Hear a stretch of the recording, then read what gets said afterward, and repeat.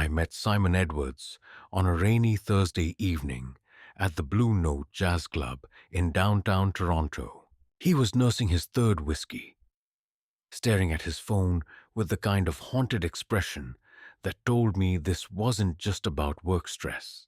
Simon had always been the rational one among our group, the guy who read the fine print, who never bought anything without researching it for weeks. So when he looked up at me that night and said he needed to tell someone what had happened to him in Bangkok, I knew I was about to hear something that would change how I saw the world. Before we dive into Simon's story, I need you to hit that subscribe button. Trust me, after hearing what happened to my friend, you'll want to make sure you never miss stories like this one. They're not just entertainment. They're warnings wrapped in human experience. Simon Edwards was 53 years old when his world fell apart the first time. His wife of 22 years, Margaret, had died of cancer the previous autumn, leaving him alone in their suburban house with nothing but memories and a pension that felt more like a prison sentence. He was a telecommunications engineer, methodical by nature, someone who believed in systems and protocols. But grief doesn't follow protocols. And by the spring after Margaret's death, Simon was drowning in a silence so profound, it felt like it might swallow him whole. His daughter Emma, living in Vancouver with her own family, had been worried enough to suggest he take a trip. Somewhere warm, she said, somewhere different. Get out of the house, Dad. Live a little. The phrase had stung because he realized he couldn't remember the last time he'd truly been alive, not just surviving. Margaret had been his anchor to vitality, and without her, he'd become a ghost haunting his own life. That's how Simon found himself booking a month-long trip to Thailand. Not the party beaches of Phuket or the tourist traps of Pattaya, but Bangkok proper. He wanted culture, he told himself, history, something real.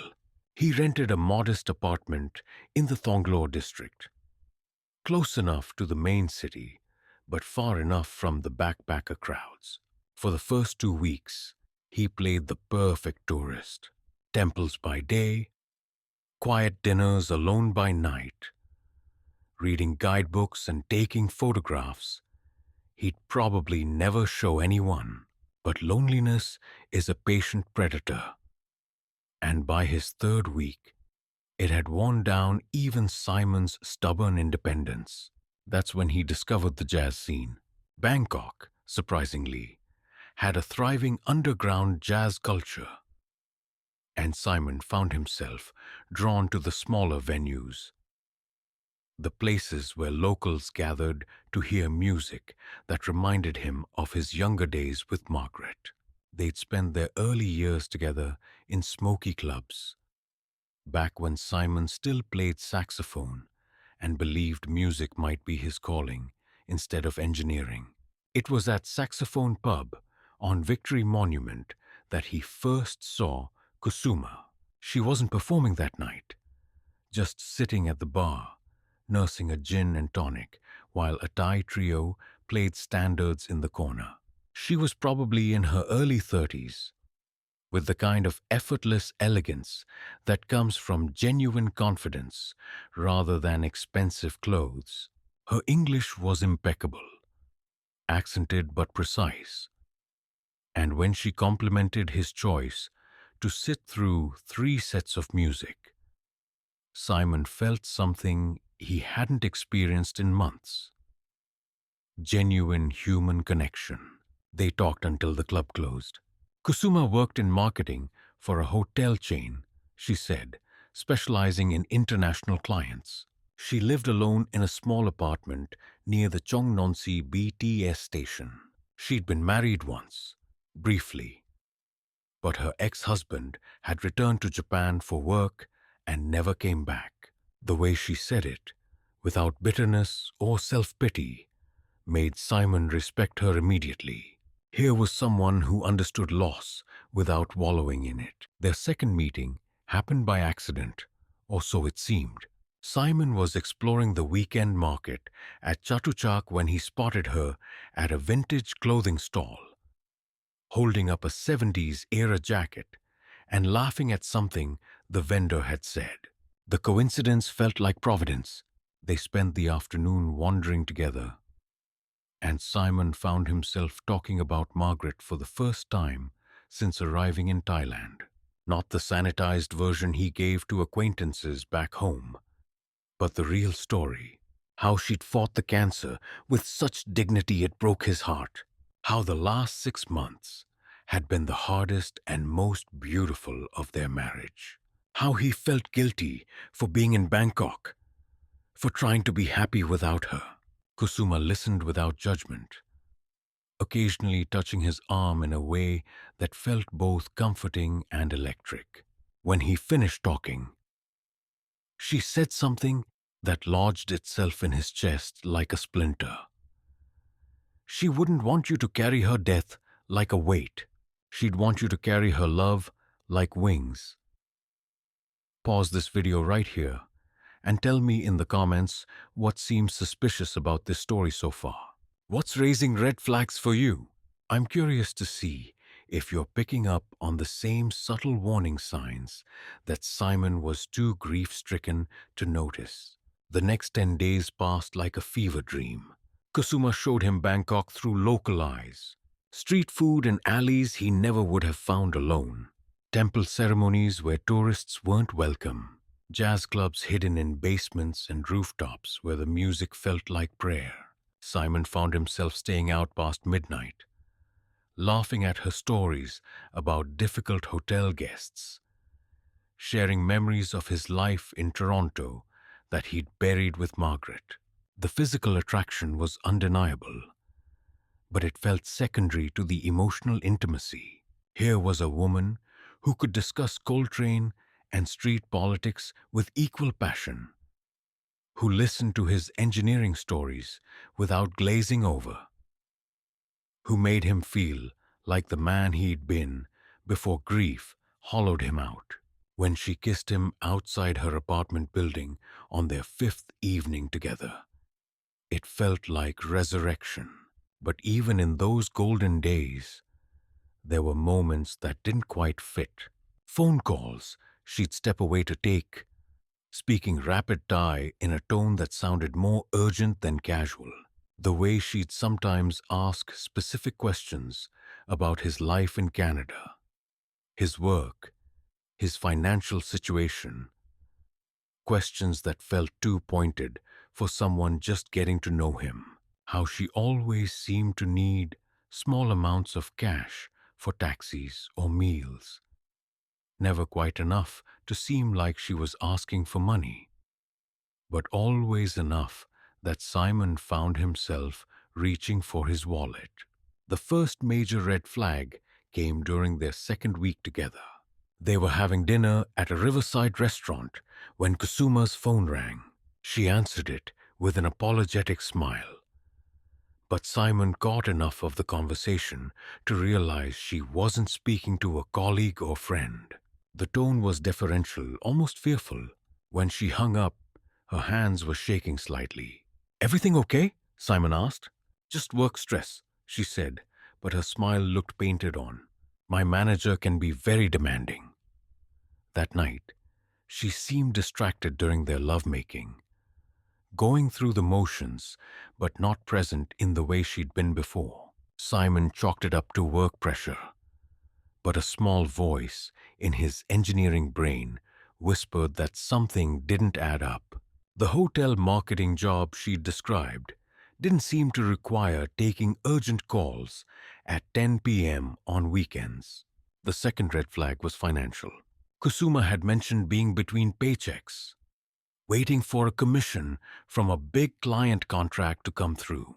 Nothing dramatic, just casual mentions of having to be careful with money until the end of the month. Simon, feeling generous and grateful for her companionship, started picking up every check, not just for their dates, but for her groceries, her phone bill, a small loan to cover her rent until her commission arrived. Each request was presented so naturally, so reluctantly, that Simon felt like he was offering rather than being asked. By the time Simon was preparing to return to Toronto, he'd spent nearly 3,000 Canadian dollars beyond his planned budget. More concerning was how dependent he'd become on Kusuma's presence. The thought of returning to his empty house, to his colorless routine, felt unbearable. He found himself talking about extending his stay, maybe looking into a longer visa, even exploring the possibility of finding work in Thailand. Kusuma's response was everything he wanted to hear. She loved him, she said. These 3 weeks had been the happiest of her life since her divorce. But she was practical too. Long-distance relationships were difficult, and Simon had responsibilities in Canada. Maybe they should take things slowly, stay in touch, see how they felt after some time apart. The wisdom of her approach made Simon love her more. Here was a woman who was mature enough not to make impulsive decisions based on a holiday romance. When he left Bangkok, he was already planning his return trip for Christmas. The messages started 3 days after he landed in Toronto. Good morning texts that brightened his jet-lagged mornings. Photos of places they'd visited together. Updates about her work, her day, her thoughts. Simon found himself checking his phone obsessively, living for those small connections across the time zones. His daughter Emma noticed the change in him immediately. "You seem different, Dad," she said during one of their weekly calls. Happier. Simon told her about Kusuma, editing the story to make it sound less intense than it had been. A nice woman he'd met in Bangkok, someone who'd shown him around the city, maybe more than a friend, but nothing serious yet. Emma was cautiously supportive, relieved to hear her father talking about something other than work or home maintenance. For 6 weeks, the long-distance relationship felt sustainable. Then Kusuma's messages began to change tone. She seemed stressed, mentioning problems at work, family issues, financial pressures. Simon offered support, both emotional and financial. Small amounts at first transferred through Western Union, $100 here, $200 there. Money for a family medical emergency, for car repairs, for gaps between paychecks. Simon's engineering mind knew he should be more cautious, but his heart overruled his logic. This woman had brought him back to life. If she needed help, he wanted to provide it. Besides, the amounts weren't significant compared to his pension and Margaret's life insurance payout. He could afford to be generous. The pregnancy announcement came on a Tuesday morning in November, delivered via WhatsApp with a photo of a positive pregnancy test. Simon stared at his phone screen for 10 full minutes, his coffee growing cold in his hand. The message was simple. "Simon, I have something important to tell you. Please call when you can." His hands shook as he dialed her number. Kusuma's voice was soft, frightened, vulnerable in a way he'd never heard before. They'd been careful, she said, but not careful enough during those last passionate nights before his departure. She was 6 weeks pregnant. She was scared. She didn't know what to do. The conversation that followed would replay in Simon's mind for months afterward. Kusuma didn't ask for anything directly. She didn't pressure him or make demands. Instead, she painted a picture of her situation with heartbreaking detail. She lived alone, had no family support in Bangkok, worked in a conservative industry where pregnancy out of wedlock could cost her job. She loved him, she said, but she understood if this was too much, too complicated for him to handle from across the world. Simon's response surprised even himself. He wanted to support her, he said. They would figure this out together. If she decided to have the baby, he would find a way to be involved, to be responsible. The practical details could be worked out later. Right now, she needed to take care of herself and see a doctor. Relief flooded Kusuma's voice. She loved him so much, she said. She'd been terrified. He would abandon her. Leave her to handle this alone. With his support, maybe she could keep the baby. Maybe they could find a way to make this work. Subscribe to this channel right now, because this is where the story takes a turn that will shock you. And when you're done watching, tell me in the comments if you've ever known someone who went through something similar. The patterns in these stories are more common than you might think. Over the following weeks, Simon found himself living two lives. By day, he maintained his normal routine in Toronto, going to work, having dinner with his daughter's family on Sundays, keeping up appearances. But his real emotional life was happening on his phone, in constant communication with Kusuma about doctor's appointments, morning sickness, preparations for the baby that was growing inside her 8,000 miles away. The financial requests escalated gradually. Doctors' visits in Bangkok were expensive, especially for prenatal care at the international hospitals where English was spoken. Kusuma needed better nutrition, prenatal vitamins, rest from her stressful job. Each request was reasonable, backed up with medical reports and receipts that looked legitimate. Simon found himself sending large amounts more frequently, justifying each transfer as an investment in his unborn child's health. By Christmas, he'd sent nearly $15,000. His planned return trip to Bangkok was postponed because Kusuma's doctor advised against travel during her first trimester. The morning sickness was severe, she said. She needed bed rest. Simon's presence would be wonderful, but the baby's health had to come first. The isolation was crushing. Simon couldn't share the news with Emma or his friends because the situation was too complicated, too fragile to explain. How do you tell people that you're going to be a father at 53 by a woman you spent 3 weeks with in Thailand, in a pregnancy that might or might not survive the first trimester? Instead, he carried the secret like a weight, checking his phone obsessively for updates, living his life in 4-hour increments between Kusuma's messages. The first major inconsistency came in January. Kusuma sent him what she claimed was an ultrasound image showing a 12-week fetus. Simon, despite his engineering background, knew nothing about pregnancy. But something about the image bothered him. When he showed it to Emma under the pretense of asking about her own pregnancy experiences, his daughter frowned. "This looks strange, Dad. The quality is weird, and the measurements don't match up. Where did you say this came from?" Simon deflected, but Emma's reaction planted a seed of doubt. He started paying closer attention to Kusuma's messages, looking for details that didn't quite fit. The timeline of doctor's appointments seemed erratic. The medical terminology she used was sometimes incorrect. Most troubling, her requests for money were becoming more frequent and urgent. The breaking point came in February. Kusuma claimed she needed emergency hospitalization for complications related to the pregnancy. The costs were substantial, she said, but without immediate treatment, she might lose the baby. She needed $5,000 within 24 hours.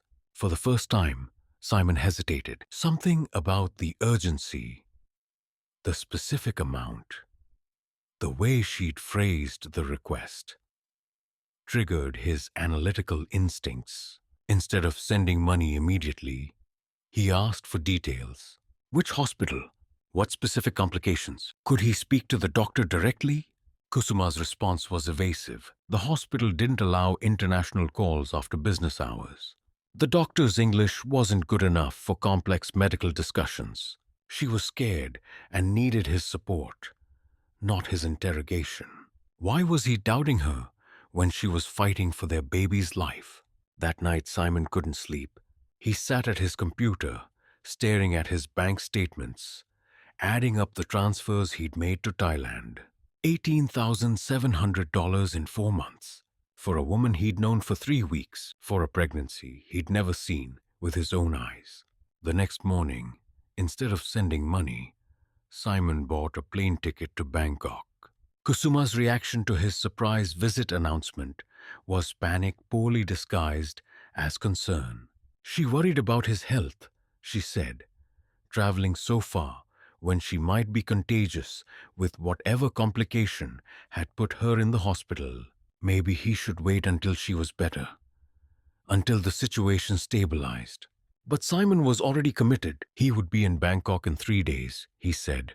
He wanted to see her, to meet her doctor, to be there for whatever happened next. If their child was in danger, he needed to be present as a father. The silence on the other end of the call lasted long enough that Simon wondered if the connection had failed. When Kusuma finally spoke, her voice was different, flatter, more careful.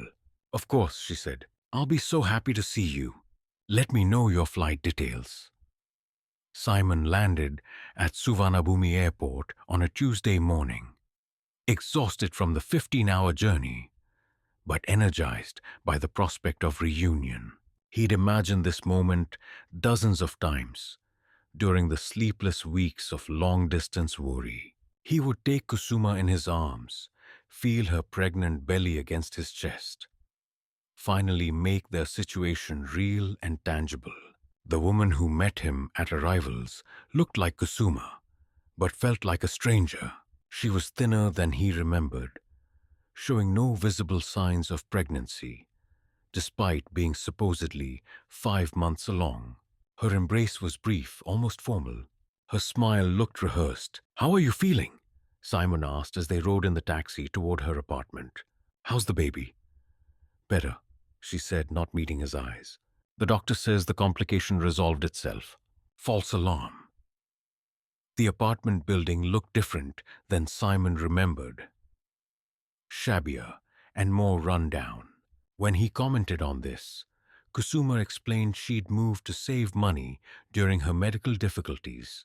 The new place was cheaper, closer to the hospital. The apartment itself was a studio, barely furnished, with none of the personal touches Simon remembered from Kusuma's previous home. No photographs, no books, no evidence of the life she'd described during their early conversations. When he asked about her belongings, she said most were in storage until she felt better. That evening, they went to dinner at a restaurant in the tourist district. Nothing like the local places she'd shown him during his first visit. Kusuma seemed nervous, constantly checking her phone, occasionally switching to rapid Thai conversations that excluded Simon from participation. When he suggested visiting some of their old haunts, she deflected. Too tired, she said, still recovering from her medical scare. Back at her apartment, Simon finally asked the question that had been building pressure in his chest all day. "Kusuma, I need to see your medical records. I need to understand what happened with the pregnancy." Her reaction was immediate and explosive. How could he doubt her after everything she'd been through? She'd nearly lost their baby, and his response was suspicion and demands for proof. If he didn't trust her, maybe he should go back to Canada immediately. But Simon's engineering training had finally overridden his emotional vulnerability. He pressed the issue calmly, systematically. The ultrasound image she'd sent looked suspicious. The hospital bills she'd forwarded were inconsistent with standard medical formatting. Most importantly, she showed no physical signs of being 5 months pregnant. The breakdown came in stages. First tears and accusations, then anger and threats to end their relationship. Finally, when Simon made it clear he wasn't leaving without answers, a collapse into sobbing confession. that started with admissions and ended with revelations that made Simon's stomach turn. There had never been a pregnancy. The positive test had been purchased from another woman. The ultrasound image was downloaded from a medical website. The hospital bills were fabricated using software her ex-boyfriend had shown her. Part of a larger network of people who specialized in romance scams, targeting lonely foreigners. Simon sat in stunned silence as Kusuma revealed the scope of the deception. She wasn't a hotel marketing professional. She worked for an organization that identified vulnerable tourists, particularly older Western men, and cultivated relationships designed to extract money over time. Simon had been flagged as a target from their first conversation at the jazz club. His widow status, his obvious loneliness, his financial comfort, all had made him an ideal candidate. The worst part wasn't the money, though $18,700 was significant. The worst part was learning that every moment of connection he'd felt, every conversation that had seemed to heal his grief over Margaret, every touch that had made him feel alive again, had been calculated performance designed to exploit his vulnerability. Kusuma seemed genuinely distressed by his reaction, which confused Simon until he realized her distress wasn't about hurting him. It was about losing a steady income source. She'd developed feelings for him, she claimed. But the situation had gotten too complicated. Other people were involved now. People who expected their cut of whatever money she could extract. She'd wanted to tell him the truth, but it was too late to back out safely. As if summoned by her explanation, Simon heard footsteps in the hallway outside the apartment. Heavy, purposeful footsteps that stopped at Kusuma's door. She went pale at the sound. "You need to leave," she whispered. "Right now. There's a back exit through the building's courtyard." Simon looked at this woman who had dismantled his heart with surgical precision, who had taken his grief and loneliness and weaponized them against him, and made a decision that surprised them both. "No," he said quietly, "I'm not running." The knock on the door was polite but insistent. Kusuma answered it with Simon standing visible behind her, making no attempt to hide. The two men who entered were well-dressed, soft-spoken, and utterly terrifying in their calm professionalism. They spoke to Kusuma in Thai, occasionally glancing at Simon with expressions that assessed his value as a continuing revenue source. Simon understood enough from context to realize he was being discussed as an asset. These men were Kusuma's handlers, the organizers of whatever operation had made him a target. They'd come to collect their share of his most recent money transfer, and to ensure Kusuma maintained the relationship for future exploitation. What happened next would replay in Simon's mind for the rest of his life. Instead of intimidation or threats, one of the men addressed him directly in accented but clear English. "Mr. Edwards, you seem like a reasonable man. You understand business, yes? Kusuma has business arrangement with us. You have business arrangement with Kusuma. Everyone benefits when everyone cooperates." The politeness was more chilling than any threat could have been. Simon realized he wasn't just a victim of a romance scam. He'd stumbled into something larger, more organized, more dangerous than Lonely Hearts fraud. These people had files on him, knew his full name, probably knew his flight details and hotel information. "What exactly are you asking me to do?" Simon said, keeping his voice steady. The man smiled. "Continue relationship. Send money when Kusuma needs help. Visit Thailand regularly. Very simple arrangement. Everyone stays happy. Everyone stays safe." The implicit threat was clear. Simon could cooperate and be milked as a long-term resource, or he could resist and face consequences that weren't explicitly stated but were clearly understood. This wasn't just about recovering his lost money anymore. This was about his physical safety and his freedom to leave Thailand. For a moment that felt like hours, Simon considered his options. He could agree to their terms, return to Canada, and find a way to extract himself gradually from a distance. He could report the situation to Canadian authorities, though he had no idea how much help they could provide for crimes committed in Thailand. Or he could make a stand right here, right now, against people who clearly had more experience with violence than he did. Simon Edwards, 53-year-old telecommunications engineer from suburban Toronto, made a choice that even surprised him. He pulled out his phone and opened the voice recording app he used for work meetings. In clear, steady, un-English, he began to speak directly to the recording while looking at the two men. "This is Simon Edwards, Canadian citizen, passport number."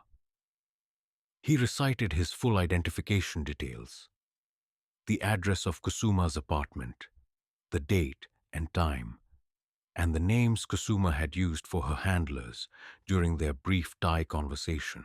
"I am being threatened by individuals involved in organized fraud targeting tourists. If anything happens to me, this recording is automatically backed up to cloud storage, accessible by my family and the Canadian authorities." The bluff was complete fabrication. His phone had no such automatic backup feature, and he had no idea if his daughter even knew his passcode. But the effect was immediate.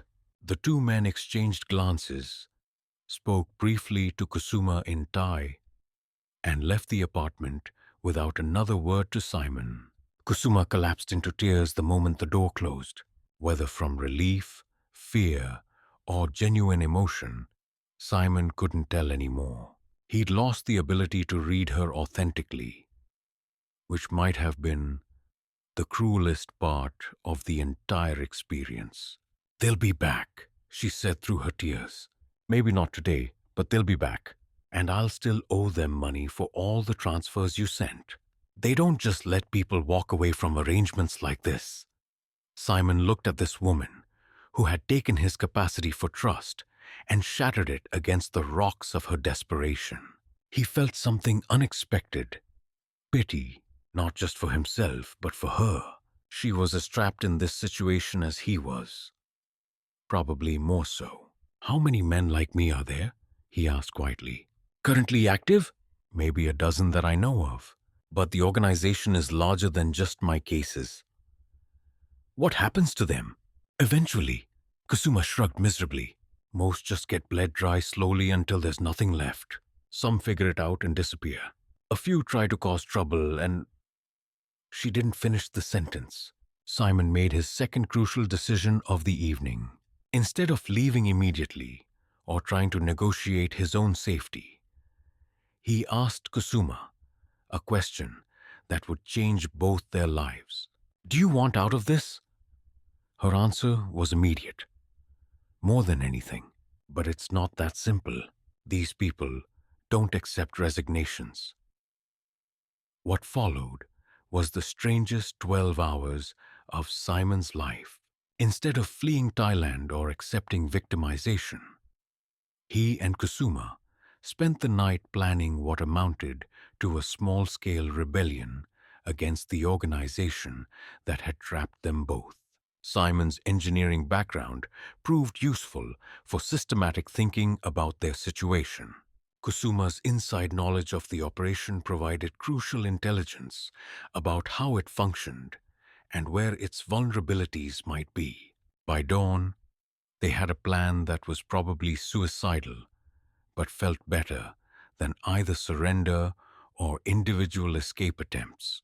They would expose the entire network to Thai authorities, but not through proper channels that could be corrupted or compromised. Instead, they would create a scandal, too public and embarrassing for officials to ignore. Simon used his remaining money to hire a Thai investigative journalist who specialized in tourist scam exposés. Kusuma provided detailed information about the organization's structure, methods, and current victims. Together, they compiled evidence that painted a picture of systematic exploitation operating with apparent official tolerance. The story broke in the Bangkok Post 3 days later. Foreign romance scam network operating from tourist districts included photographs, financial records, victim testimonies, and most damaging evidence of police connections that suggested official protection for the operation. The backlash was swift and comprehensive. Thai tourism officials, already sensitive about the country's international reputation, launched a highly publicized crackdown. Arrests were made, bank accounts were frozen, several corrupt officials were suspended pending investigation.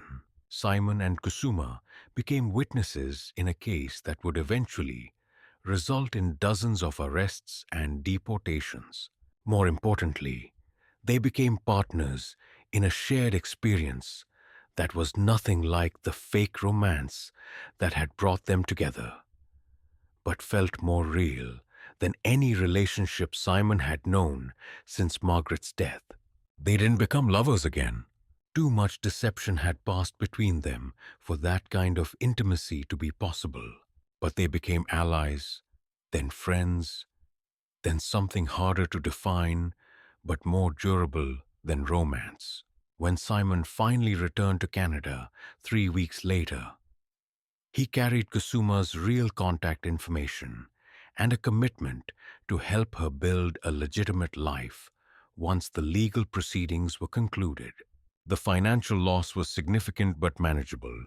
The emotional recovery took longer. Simon spent months in therapy, working through not just the trauma of the scam itself, but the deeper issues of grief and loneliness that had made him vulnerable in the first place. He learned to distinguish between genuine human connection and manufactured intimacy designed to exploit his needs. 6 months after returning to Toronto, Simon received a message from Kusuma, not through WhatsApp or any of the channels she'd used during their fake relationship, but through the Thai journalist who'd helped expose the network. She'd found legitimate work with a hotel chain, doing actual marketing for international clients. She was learning to build relationships that weren't transactional. She was, slowly, becoming someone she could respect. A year later, Simon made another trip to Bangkok, not to rekindle romance or chase fantasies of exotic love, but to attend Kusuma's graduation from a business program she'd enrolled in, using money from the Victim Restitution Fund. They had dinner together. Two people who'd survived something that had tried to destroy them both, and found they genuinely enjoyed each other's company when deception wasn't part of the equation. Simon never did find the great love that would replace Margaret in his heart, but he found something more valuable: the capacity to trust his own judgment again, to form connections based on honesty rather than need, and to help other people avoid the traps that had nearly destroyed him. He became a volunteer counselor for scam victims, sharing his story with other lonely people who discovered that their perfect romance had been carefully engineered exploitation. The most unexpected part of Simon's story isn't that he survived financial and emotional devastation.